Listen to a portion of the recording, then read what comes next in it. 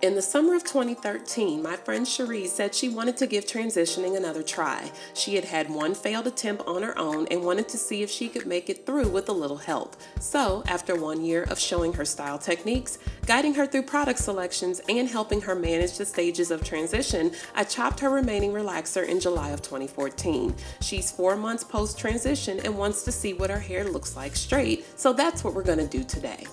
I want to check her hair first, so I am thoroughly wetting it so I can have a look. There's a section of hair in the front that's not completely straight, but it doesn't coil like the hair on the back and sides. It's one of two things. Either Cherie is like lots of naturals and has a section that doesn't grow like the rest, or the section of hair lacks elasticity through protein-moisture balance. I am leaning on the side of elasticity at the moment because as I look through the back and sides, I see patches of incredibly frizzy hair while other pieces are perfectly coiled and springy.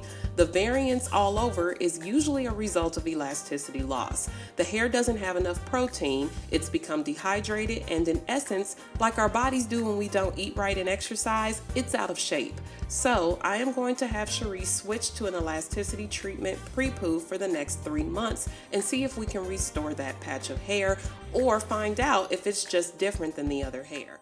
This is the same thing I went through with Alicia. It took about a year to get her hair from here to here. You all didn't get to see her stages because I didn't have my channel yet at that time. To begin, I am going to use Ouidad Omega-3 Replenishing Hair Treatment as a Prepoo elasticity treatment. This one is going to deal with the moisture side of elasticity loss. We'll get to the protein in a second. The blend of fatty and amino acids like flaxseed oil and acai pulp are going to work to restore the lipid barrier, the layer that keeps your hair shaft intact, making it responsible for how your hair stretches without losing shape or breaking, also known as elasticity. I am going to smooth this in, not worrying about detangling yet, cover with a cap, and have Cherie sit under my hooded dryer for about 15 minutes. After rinsing with lukewarm water, I am shampooing 2 times with Doris, New York, the Reconstructor. This shampoo covers all the bases for gentle cleansing. It has panthenol to help soften the hair, tea tree oil and rosemary extract for scalp health, it has hydrolyzed wheat protein for strength, and olive oil and avocado oil for moisture. Next, I am going to deep condition with Doris, New York Mud Minerals Pack Treatment. This is going to install repairing moisture with castor oil and shea butter while strengthening with hydrolyzed wheat protein and burdock root. This formula is packed with soybean oil, a carrier oil that helps other nutrients absorb into the hair, essentially making it a base oil for others in the conditioner to work better. This treatment also contains Dead Sea mud, a rich mineral content that restores pH balance and helps stop shedding from the root that's caused by lack of oxygen to the blood vessels in the follicles. After finger detangling in vinyl gloves, followed by my wide tooth comb, I am going to cover with a cap and set Cherie under the dryer for 20 minutes. After thoroughly rinsing with lukewarm water, I am going to install a bit more protein mixed with antioxidants using ApHogee Keratin and Green Tea Restructurizer.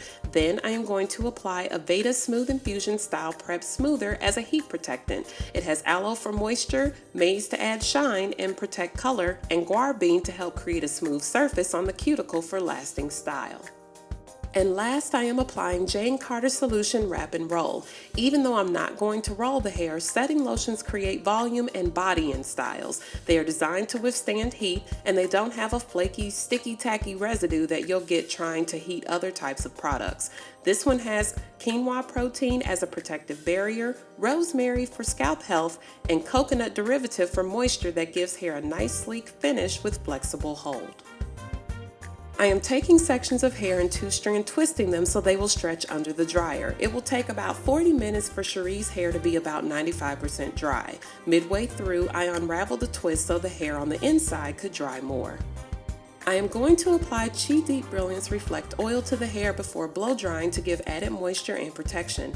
This one happens to be my favorite, but there are a number of great silk oils out there to choose from.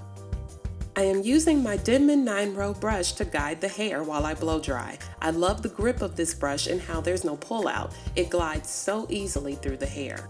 And now I am going to use the Cool Shot to seal in moisture.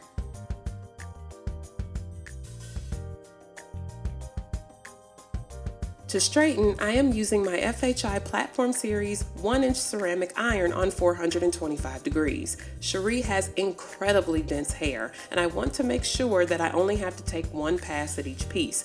You should use your iron at the temp that's best for you. If you are using a titanium iron, I recommend turning the temp down a bit and not using it for daily touch-up or excessively using it in general. Titanium allows more heat to pass through, so with excessive use over time, you may experience dry out with breakage. That doesn't mean not to use titanium, it just means to be careful with it. I am using my fingers with a firm grip to smooth and stretch the hair as the flat iron comes along. In this situation, this is my preference. If I don't need a comb, I don't use one. If I think I need one, I go ahead and use one. You can use a comb as I'm showing you here if you prefer or need to help stretch your hair through to the ends. Once I reach the front, I'm turning the iron down to 350. I want to make sure we don't overdo it with heat on that front section. As I grip the hair with my fingers, I also have a firm grip on the flat iron. You have to apply some amount of pressure to the tool to get the hair straight. There's a comfy middle ground between too much pressure and then acting afraid of your hair. Now I am going to give Cherie a quick standard 1/8 of an inch trim from the crown. She's very good about low manipulation during the week. She doesn't retwist her hair daily and she washes once a week, deep conditioning each wash. So she's virtually got no breakage. Total style time for this was about 3 hours. Cherie will wrap her hair around her head and secure it with a silk or satin scarf. She can retouch pieces if needed with low heat or install some rollers at night to create volume and curls. For more information and links to everything used in this tutorial, see the About section below or visit MoKnowsHair.com.